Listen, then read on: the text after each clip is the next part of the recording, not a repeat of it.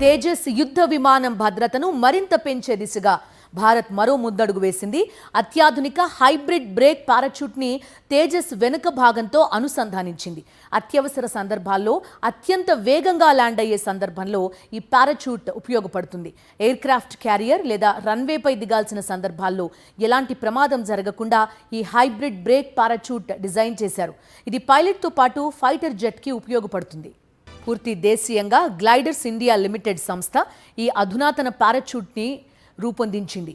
ఈ పారాచూట్ బరువు సైతం చాలా తక్కువ. దీంతో పేలోడ్ని మోసుకెళ్లే తేజస్కి కొత్తగా అదనపు బరువు లాంటి సమస్యలేవి ఉండవు. అత్యవసర సందర్భాల్లో చిన్న రన్వేలపై ల్యాండ్ అయ్యాక తక్కువ దూరంలో ఆగిపోయేలా ఈ పారాచూట్ ఎంతో సహాయపడుతుంది.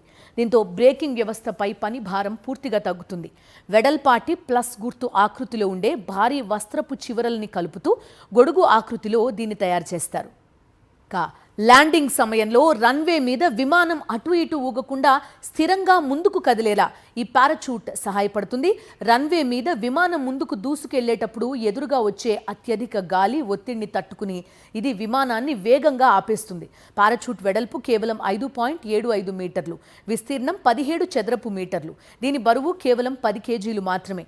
గంటకు 285 కిలోమీటర్ల వేగంతో దూసుకెళ్తూ హఠాత్తుగా రన్వేపై ల్యాండ్ అయినా కూడా ఇన్ టైంలో ఓపెన్ అయి త్వరగా విమానం రన్వే మీద ఆగేలా చేస్తుంది ఈ పారాచూట్.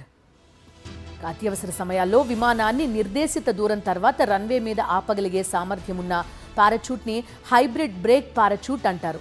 తెగిపోని అత్యంత కఠినమైన నైలాన్, కెవ్లార్ వంటి కృత్రిమ రసాయన దారాలతో ఈ పారాచూట్ని తయారు చేస్తారు.